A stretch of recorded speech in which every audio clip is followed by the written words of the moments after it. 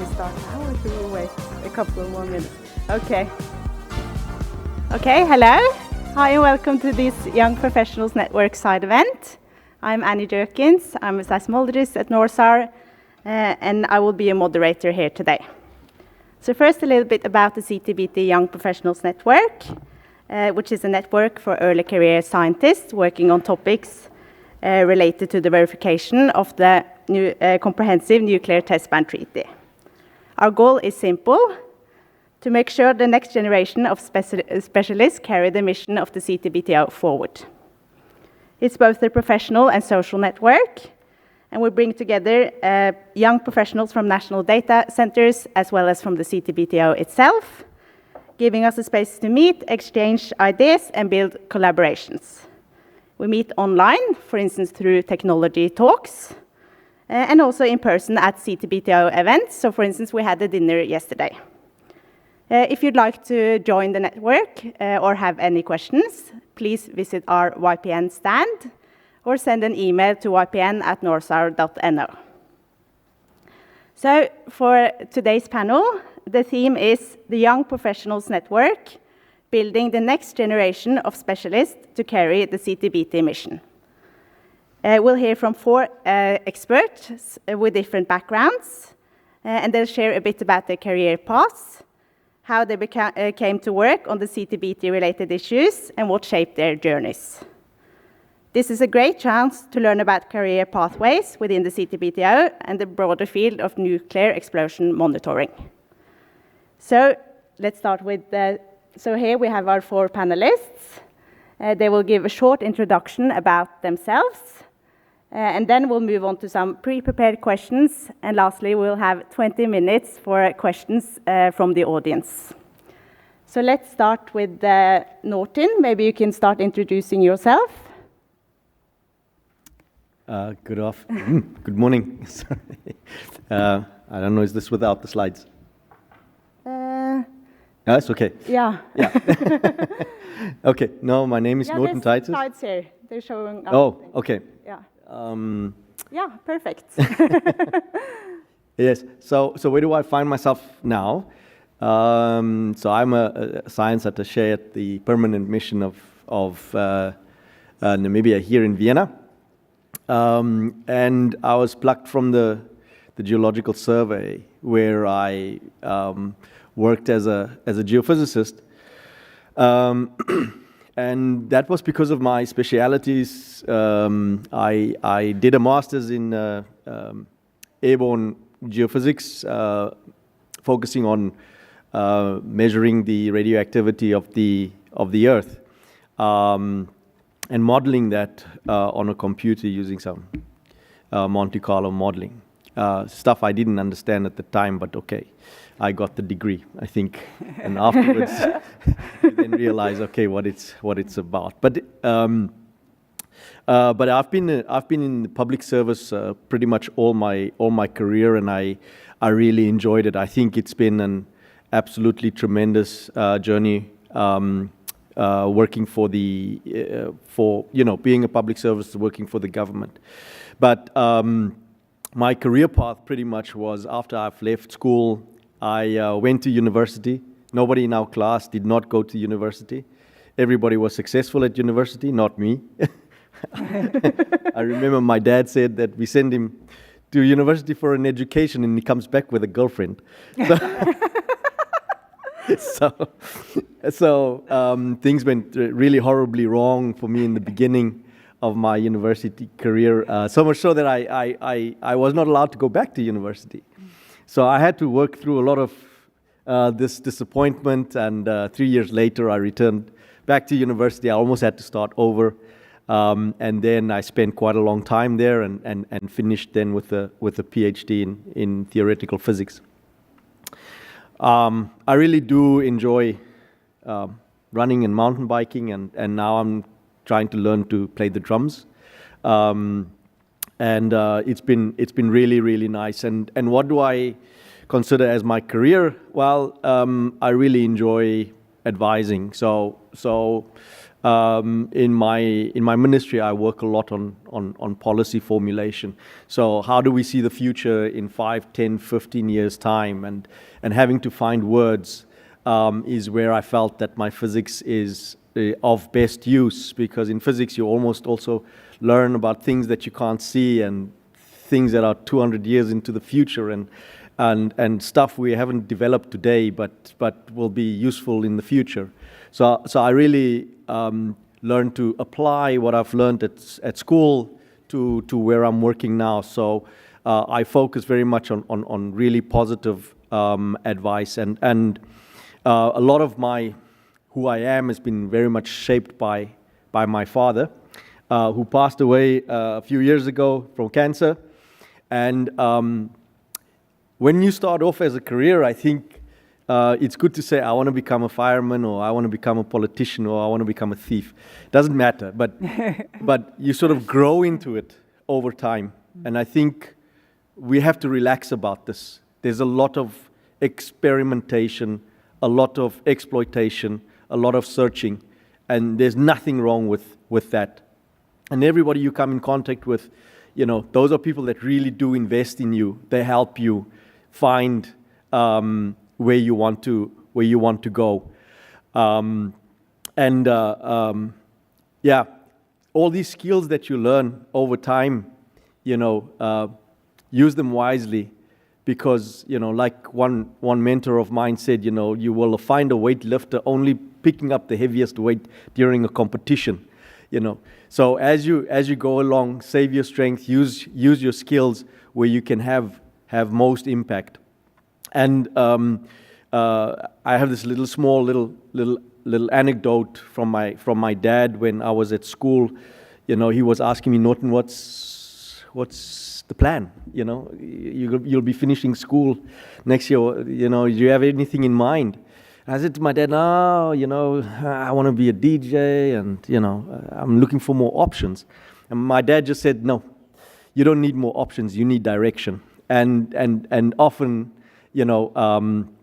that is sort of my guiding light. So that's me in a nutshell, and what I enjoy and what I like. Thank you. Thank you so much for this nice introduction, a very personal introduction. Then we'll move on to Ian, who will talk a bit about himself. Sure. Good morning, everyone. My name is Ian Hoffman. I'm with the Provisional Technical Secretariat. I don't think I have quite as much of a good story as Norton did, talking about his girlfriend and going to university and things like that. But I sort of fell into this field a little bit by accident and a little bit intentional. And by that I mean I started out my professional career working in telecommunications. And it was a very short-lived career, and I was looking for options. And I had just moved to, Ottawa, and I was from a different location. And I wanted to stay in Ottawa because I really like the city. And I was like, oh, there's this organization called the CTBTO. I'll apply for a job there. And so most people probably don't know this, but I applied for a job there about 30 years ago, 25, and got turned down. So then after that, I ended up getting hired by the Canadian government, and I worked at Health Canada as a radionuclide expert. And my first real involvement actually in CTBT was in about 2005. And along the way, I've been involved in looking at Fukushima, North Korean nuclear tests, providing advice to the Canadian government. I was a task leader for the Joint Expert Group at CTBTO. So I've had this huge career.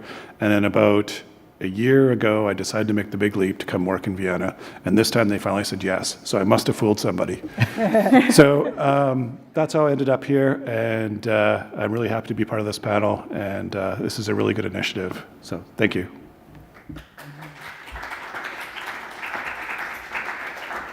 So thank you so much for your introduction. Now we'll move on to Laszlo, who will share a bit about himself. Thank you. Good morning, everyone. I'm Laszlo Evers from the Netherlands. I'm currently heading the Department of Seismology and Acoustics at the Royal Netherlands Meteorological Institute. That's a lot of words. When you're older than 100 years in the Netherlands, you automatically become royal. So that's quite easy. That's one of my jobs. The other job is professor in seismoacoustics at Delft University of Technology. And then here in Vienna, I am vice chair of the Working Group B. And the Working Group B is on technical matters for the verification. I started off, well, let's not start in 1971 because then we will run out of time. But I studied geophysics, specialized in seismology and exploration geophysics, graduated in 1996. And was sure I was never going to do research anymore because my master's degree was fine. I looked at the core mental boundary with seismic waves, but I didn't really feel like pursuing a PhD, so I started working. And in 1998 we got a question from the Royal Netherlands Air Force whether we could measure their sonic booms, the infrasound generated by supersonic airplanes. It was a very interesting question, and we started working on that and realized that there weren't really many infrasound sensors in the world which you could easily get, and the one or two that were there were very expensive. So we decided to develop an infrasound sensor ourselves. Well, then you understand that you soon run into CTBT matters. So my mentor in those days, Hein Haak, was part of the group of scientific experts, later became vice chair of the Working Group B. So soon I was on the Dutch permanent mission advising on technical matters. So that's more or less how it went. Oh, and of course there needed to be a PhD at some stage, so quite late. I graduated in 1996, and in 2008 I had enough articles to put a stable through it and publish a PhD thesis, so that went quite easy. And after that I always stayed affiliated to a university and gradually grow from assistant associate to a professor. So although not starting off as a researcher, I ended up being a researcher, and that's, I think, also what Norton indicated. Let's see how it goes and benefit from the things that come along. And I think for me what was essential is having a good mentor, somebody who guides you, somebody who is not leading but being a sparring partner and taking you along rather than being a boss or a chief or whatever. And that's what I try to do with young people too, or with colleagues, bring them along and learning. Thank you. Thank you so much for your introduction. So now we move on to Megan. All right, I'm Megan Slinkard. I'm the Chief of Software Applications at the IDC here at CTBTO. And in that role, I lead a team of about 25 people that consists of the scientists and the software developers, and we're responsible for creating the software that does the automatic and interactive processing of the IMS data. So I started my career, however, as an electrical engineer. I studied electrical engineering, wanting to design hearing aids or digital pianos. Then did an internship doing hearing aid design. That was super awesome. But when it was time for me to graduate, they had a hiring freeze, so I was looking for other jobs, landed at Sandia National Laboratories in the US. There, my first job was actually doing image processing for the space shuttle, which sounds super awesome, and in some ways was super awesome, but I actually wasn't that engaged on the team. Later, I realized that I much prefer small teams where I feel a sense of ownership to being on a really big team, and it wasn't a very structured environment. It wasn't. You would think a big project would be really structured, but it wasn't, and that just wasn't such a good fit. It was also a really difficult time in my personal life. I was in a very difficult marriage. My mom had cancer. It kind of sucked all around. So I did, what everybody does. I said, well, let me change something, and I'll change the easiest thing to change here. And the easiest thing to change was actually my job. So at that point, I just started looking around Sandia. It's very easy to move internally within Sandia. And there was a position for somebody doing seismic data analysis. And I was like, well, that kind of sounds cool. Like seismic wiggles are sort of similar to hearing aid sound wiggles. So maybe I'll apply for that.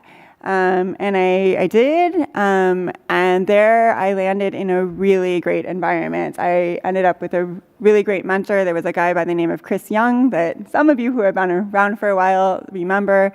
He was an amazing lead of that team. I instantly felt like so much more engaged. I had my really interesting project that I was working on, really interesting work. Was able to then have the energy to deal with some of the other hard things in life, and sort of just stumbled into it in that way, but was really happy. In 2011, I came to my first S&T. That was my first engagement with CTBTO, and I fell in love with Vienna, like just completely fell in love with this place, and was like, someday I want to go to Vienna. So it took a little while, but someday happened in 2019 when I came to CTBTO in this job leading the team. So it's been a really great journey, and yeah, happy to be here. Thank you so much.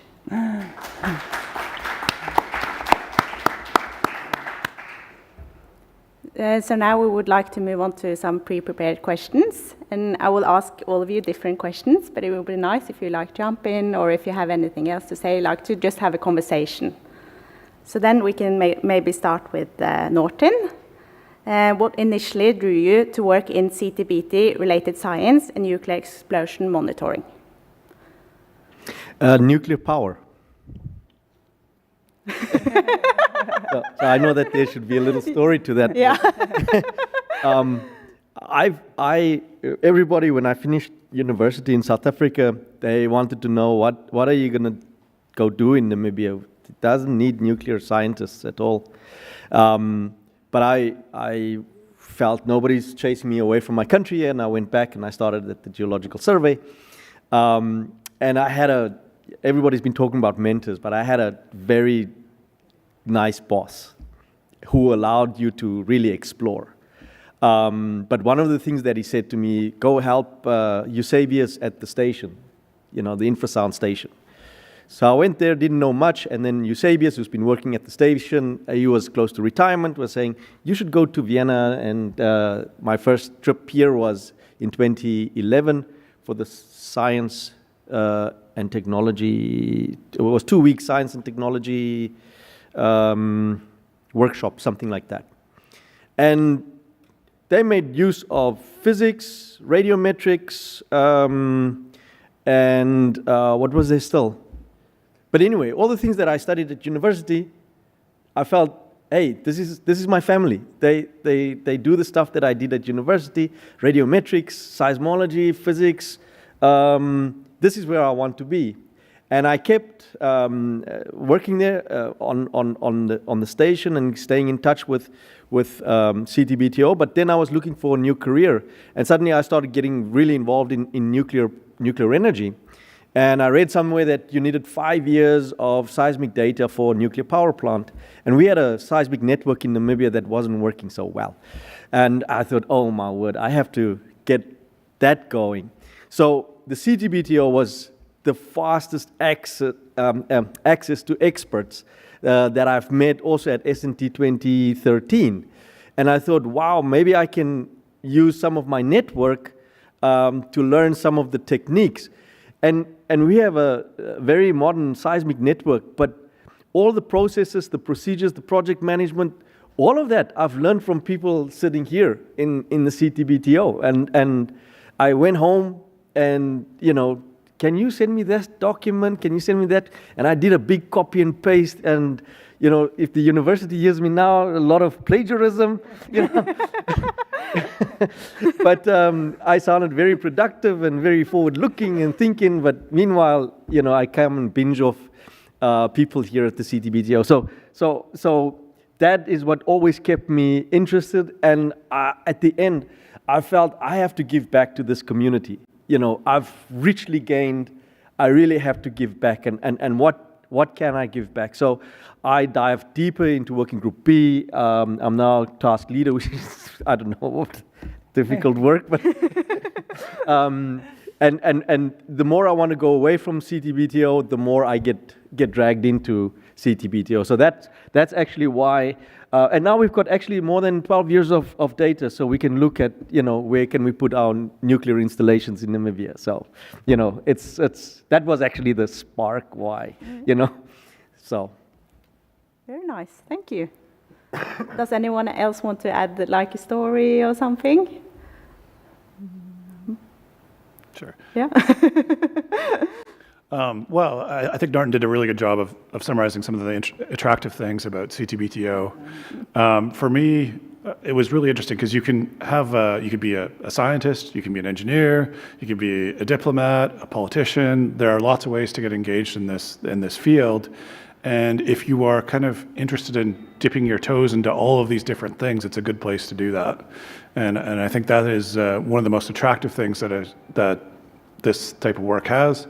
The other really interesting thing that I found that's really appealed to me is that I've met people from all over the world. I've traveled all over the world, and I've got to see all of these different cultures, different places, and different things, and how people do things. So it's a very good environment to learn how to talk, but more importantly, to learn how to listen. Very nice. Thank you. Okay, then I'll move on to the next question, and I will give that to Laszlo. Was there a special moment or a mentor that steered you towards this career path? Yeah, I think I kind of said that already in the introduction, but the special moment, mentoring is, I think, essential, but a special moment is, and it still is a special moment for me, still happens every now and then, is that if you take a data set, there is always something interesting to discover. So I always highly advise people to look at the wiggles. I'm a waveform person, as you understand, not sniffing, but looking at the waveforms. And start off, just take a data set. It can be an hour of data, it can be years of data, and there is something in there which nobody has seen before, and that's highly motivating. And it's not science for science. I mean, science for science, I work in a university, but science for science you can do in a room on your own in the university, lock your door for a couple of years and every now and then throw out a paper. Huh? So that's science for science. But here it's always science with an application. You are serving people, you are serving a certain goal. So look at the wiggles, be amazed, and find something which is by definition useful for the people, for nuclear test monitoring, for whatever application. The IMS is of course primary there for nuclear test monitoring. But I promise you, if you take 20 years of data, you will see climate signals in there, etc. There are many other applications. So be amazed with a nice mentor. That's a good tip, yeah, thank you. So then I'll ask you another question for Megan. What aspects of your work do you find the most rewarding, and what are the biggest challenges?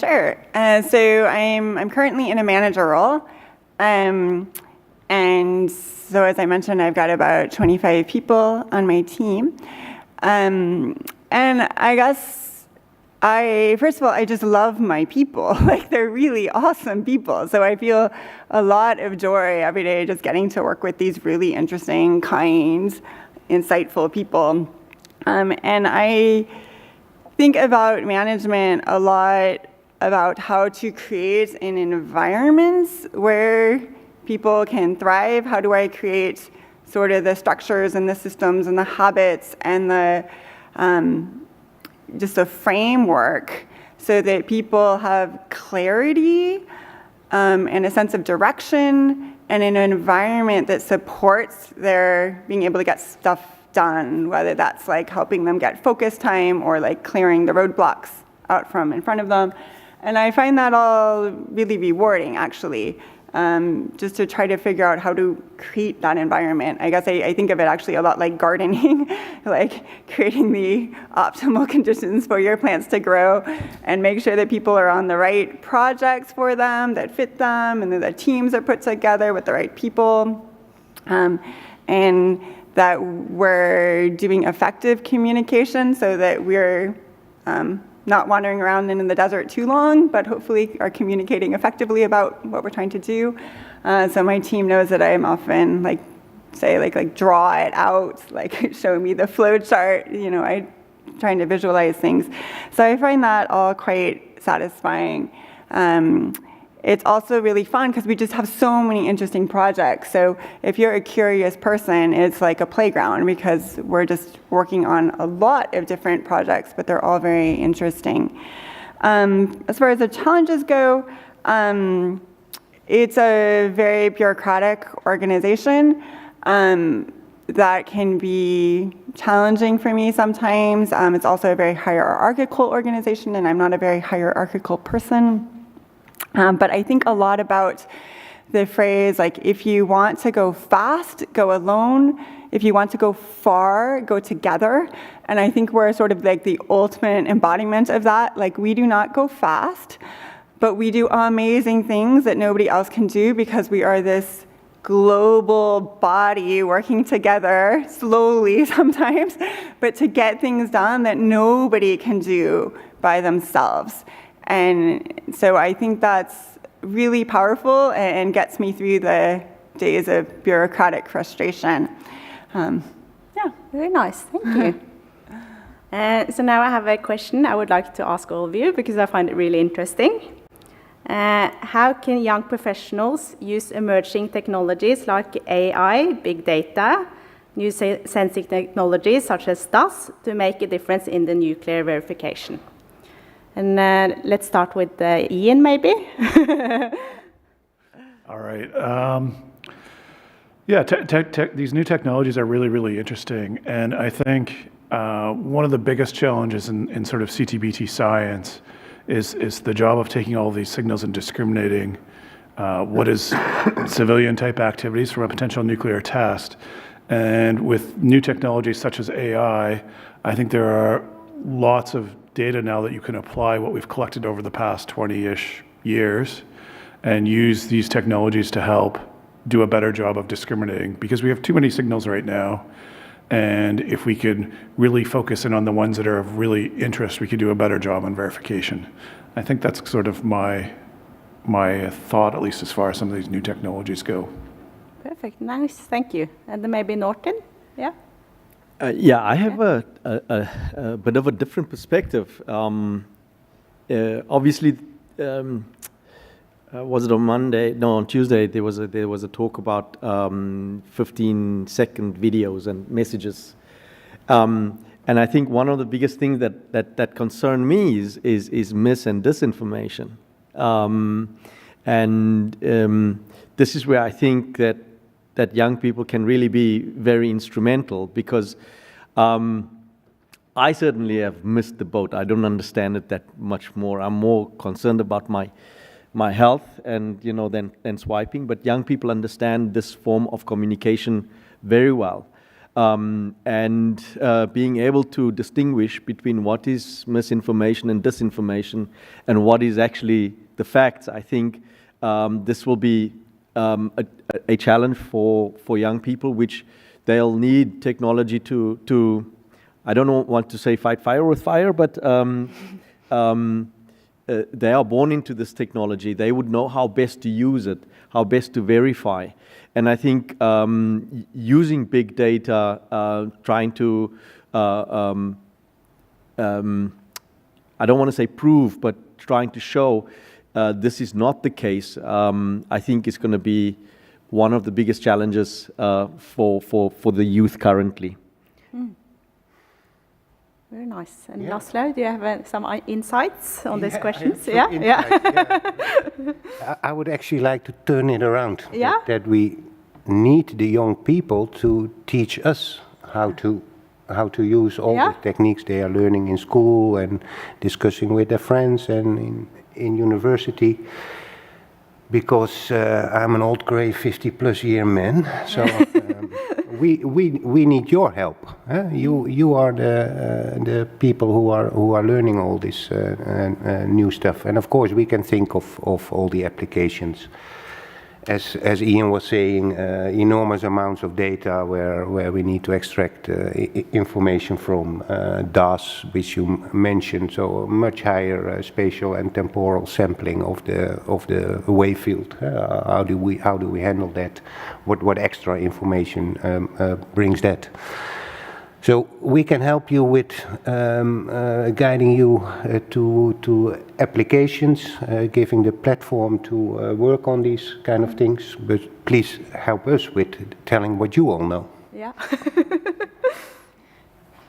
Yeah, I was going to actually say something quite similar to Laszlo, whereas, like, as a manager perspective, there's all these new things happening, and it's happening so fast, and I want to stay on top of all of it, but I can't possibly. So I really appreciate having young people come who are like, I learned about this technology, I learned about this technique, that here's these algorithms, here's the ideas, and then I can help you figure out the impact, I can help you figure out how to communicate that, I can help you, give you space to work on it, but I really value if you bring it to me and let me say, hey, here's something that I think might be useful to us. And I guess it's a little off topic, but something I wanted to say today at some point, and here's a good time. I feel like one of the best things you can do is, as a young researcher, is not only work on your technical skills, which you absolutely must do, but also work on your skills in communicating it, because as a manager, like I want to help you, but it's much easier if you can explain it to me in a way that's clear, and when you can say, here's what I think the impact could be, here is what I would need, and those skills in communicating clearly and concisely really make it much more likely that I will be able to support you and make something out of your idea. And when I was in college, my grandparents helped pay for my college tuition because I'm American and it's super expensive. And my grandfather did it on one condition, which is that I took a speech class and I learned how to give presentations. And he was an engineer himself, so this might have seemed like an odd request, but he was like, this is honestly one of the most important investments you can make in your career. And I think he was right, that early on I was very comfortable with public speaking as a result of that class, or at least I was marginally better than other people. I wasn't good, but I was slightly better. And it really has paid dividends, I think, in my career. So that's my advice to you. Yeah, that's a very good advice. And then I can continue with this question because this was on my list. So then I'll move on to Norton. Which technical and non-technical skills are the most important for someone wanting to enter this field? Okay. Yes, I like that question because it's following on from what Megan said. So thank you very much.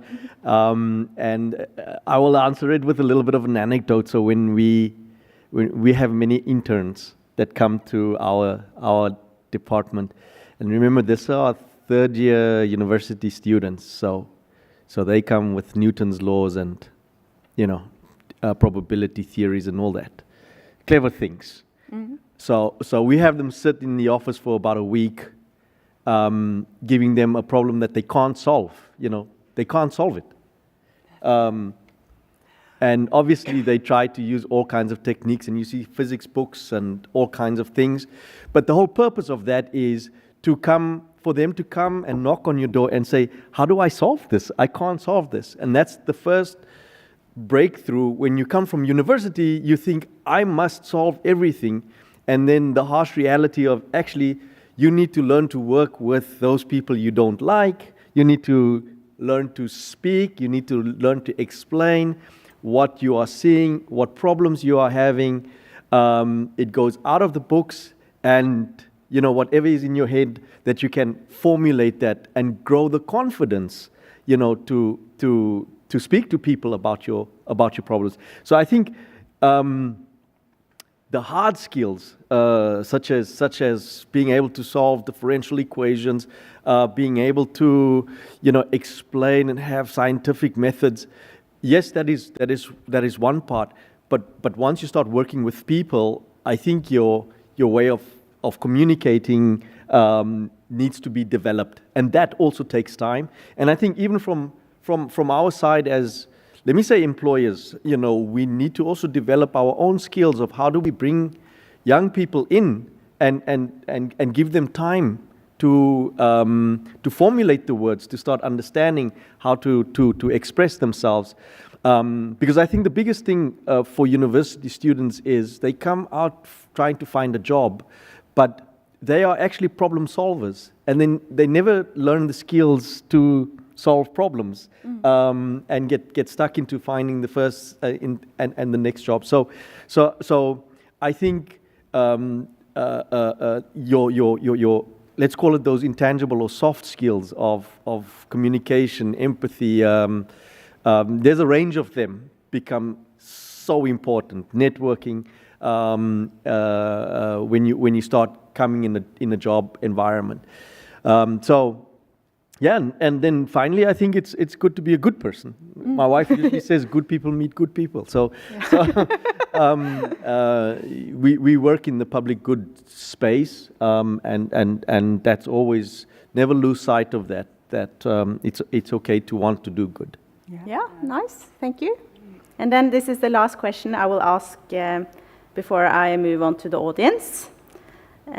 So I will ask all of you this question again, and now I will start with Laszlo. How do you stay motivated working on a global treaty that is not fully in force? Yeah. I should have read more of your questions in advance. No, I think it's very easy to stay motivated for that, and that's largely because of the fact that the treaty works. Although it's not into force, I think the executive secretary, in his introductory speech, clearly showed how there are hardly any nuclear tests anymore, largely because of the treaty and the international monitoring system. So that's one aspect. So that's easy to stay motivated. What I notice in Working Group B as my role as a vice chair, it's highly motivating to make sure that all delegations are well served, stay in the room, and we get, last week, a day early, we managed to get a consensus report, which is nowadays not that easy in international organizations anymore. So it's highly motivating to serve all delegations with very different needs, but in the end, after 2 weeks of hard work, come to a result. And we're not taking steps back, we are still taking steps forward, and one step forward is maintaining what you have and keep everybody engaged. So motivation is not at all an issue, I would say. Yeah. And you, Megan, do you have something to add? Yeah, I would also say for me, the treaty not being in force I don't really think about that very often. And I think it's because we have the data and we have the power of the data. And for me, that's where most of the power comes from. And whether we're in force or not, we're already analyzing the data. And I think the fact that everybody knows that they can see what's happening is such a powerful thing in the world. So now it's just fun to be like, well, let's see if we can get even better. Like, let's see if we can find even smaller things. Let's see if we can get even more precision. Let's see if we can do a better job of putting the pieces together and telling the story, which comes back to that like fundamental joy in data analysis. Because like you, like for me, it's always been super fun to be like, what story does the data tell us? And that joy and curiosity is still there. And here we are, and we have this basically working system, which is providing a useful service to the world every single day already. And now it's just fun to think about how to make it even better. Very nice. And Ian? Yeah, I think just picking up on what Laszlo and Megan had mentioned, I think it's actually interesting that the treaty is not in force. I know, speaking with some of the old people who are involved in the treaty, they felt at the time that the treaty would be in force in like 5 years from the date that it opened up for signature. And in many ways, it's a good thing that it's not, because we haven't been able to put in place all the things that we know yet, and we're still learning more today. We've learned things, for example, when the DPRK did their nuclear test, we've learned how to do a better job of that, which we would never have known how to do without that experience. And so we're still developing the procedures and the processes to do a good job here. But if the treaty is in force, it becomes a much more complicated process to evolve. So in many ways, it's good. We haven't finished building the network. There's still stations to be done. There's still a lot of work to be done. The technology is moving forward. We can apply more complicated detection systems. We've learned about noble gas monitoring, which we didn't have really in place at the start of the treaty. Infrasound wasn't really in place at the start of the treaty. So how to deal with all this data is something that we've had to learn. And I think it's good that we are still able to do that. And lastly, Norton, do you have any? I'm going along with what Ian also has said here, that the evolution of the implementation of the treaty has been quite a revelation. And I think for me, the fact that, nuclear tests have completely collapsed, there's I don't know if we are going to move into taboo phase, but the fact that the treaty hasn't entered into force, but you can still try new things, you can still reinterpret what the drafters were thinking, and systematically, bit by bit, actually make the capabilities of this treaty even more robust, reliable, and resilient, I think is a really big benefit to not being in force. Of course, it comes at a cost, because we do need also to have, let's say, physical evidence if there would have been a nuclear test. It's good to have the data, but I think the beauty of the treaty as well is that you have a worldwide inspectorate, making use of all member states to be in your inspection team when it comes to, for example, on-site inspections, as opposed to a certain set of people. So I think that the treaty has really been quite phenomenal and magical in what it aimed to do, and that it still continues to evolve, and that is playing to its benefit. Perfect. Thank you for answering this really interesting question. So now we actually got an online question already, and I would like you also to prepare questions if you have any, and you can also send them in the app if you're a bit shy and don't want to talk. So this first question, or it's more an insight, is from Louis, from the back, he said, and he will talk a little bit about the on-site inspection for young people. So please feel free to share a bit with us. Thank you. So good morning, everybody. This is Luis, on-site inspections. And that's one word that we have not been saying too much during the panel. Mm-hmm. So I think that a nice way to motivate young people in this room, young people online, maybe some of you say, I'm not such a kind of person to be analyzing data behind a computer and so on. I'm more of a field person. We believe that on-site inspections is something that is very attractive for young people going to the field. We have Nortin there. We have Seu behind me. I cannot see anybody else, but excuse me. Yeah. So maybe you could say something about how motivating it was for you, Nortin, to be involved in on-site inspections, or Seu behind me. I can just share with you that in 2008, I had the pleasure of collecting geophysical data at the former nuclear test site of Kazakhstan. That's something that you cannot do it anywhere in the world except with our organization. And that's something that I will take with me all my life. So Nortin, please, would you like to expand on that? Thank you. Yes, I think that it's also by luck that I got selected in 2016 to be part of the third training cycle. Because at that time I was thinking of moving away from the ministry and doing some other things. But on-site inspection uses all the techniques, all the geophysical techniques. They are airborne techniques. And it's not only collecting the data, it's not like this Inspector Clouseau thing, where you're really collecting data. You have to do it according to the treaty, and everybody has to agree. And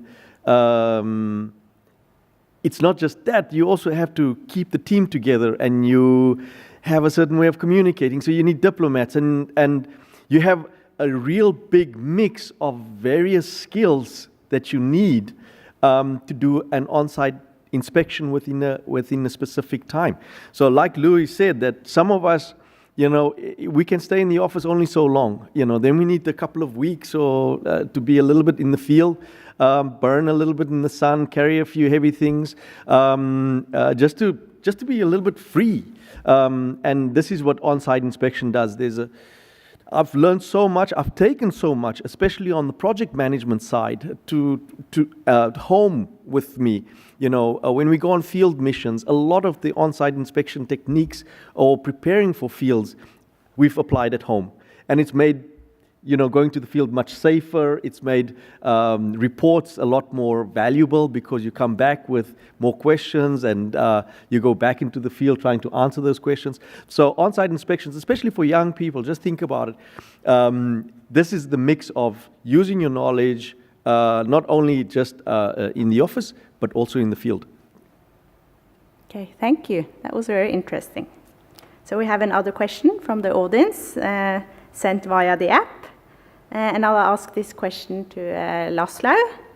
Where do you think the most exciting opportunities will be in the 5 to 10 years in this field? Yeah, that can be an answer which takes an hour, but I think that we discussed some of the emerging technologies in both data processing, but also in the measurement systems. I would start off by again stating that being amazed yourself is the starting point.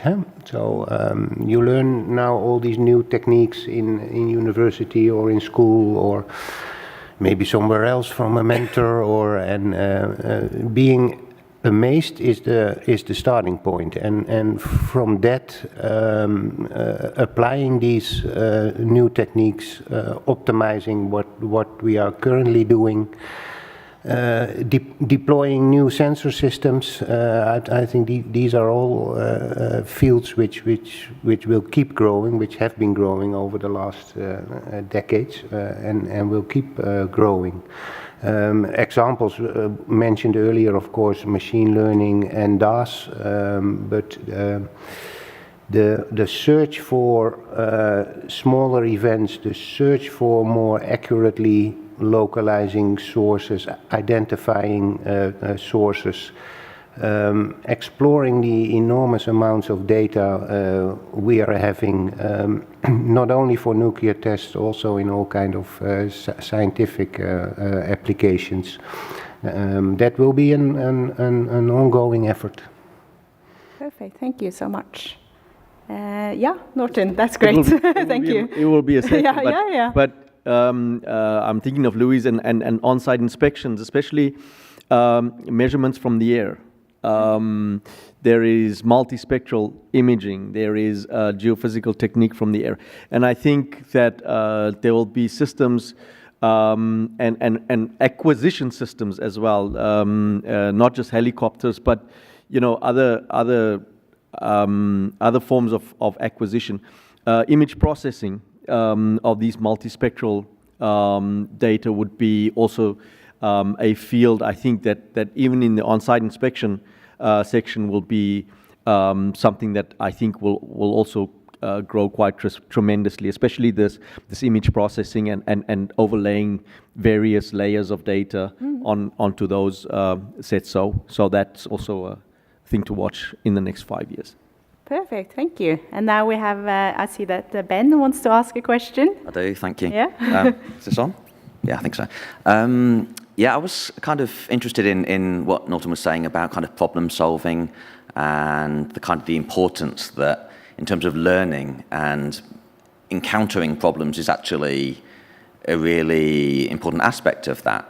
And this is a question for everyone, I guess. But kind of with the emergence of ChatGPT and the fact that answers are so readily available now, is there a danger that people don't hit those hardships in terms of being able to struggle through a problem?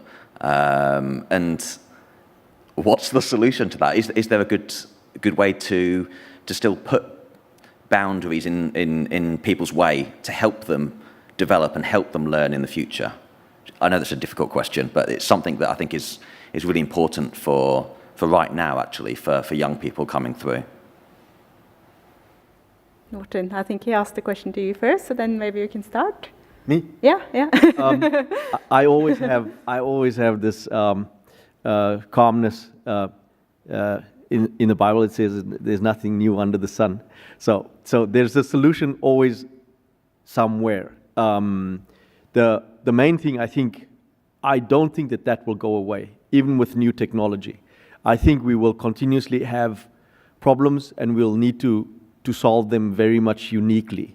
But I do think that we focus on me as an individual to solve a problem, and that never is the case. You always solve problems within a team. You need others. You need to learn the skills of communication. You need to, I would say, bring something to the table. We read a lot about AI taking over 500,000 jobs. I don't go down that route. I think that human beings intrinsically enjoy the sociality of problem solving.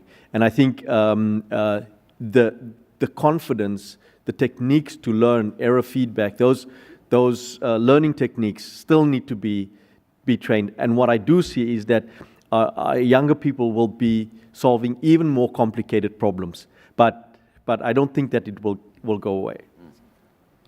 Does anyone else have something to add? Yeah, I think, thanks for your question, Ben. I think that we are now, over the last years, getting more and more information from all kind of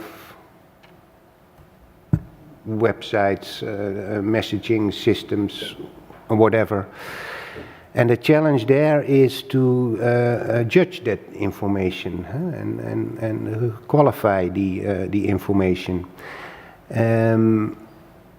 As a manager or a policy maker or a governmental organization, the question would be which information is valuable and valid and which is not.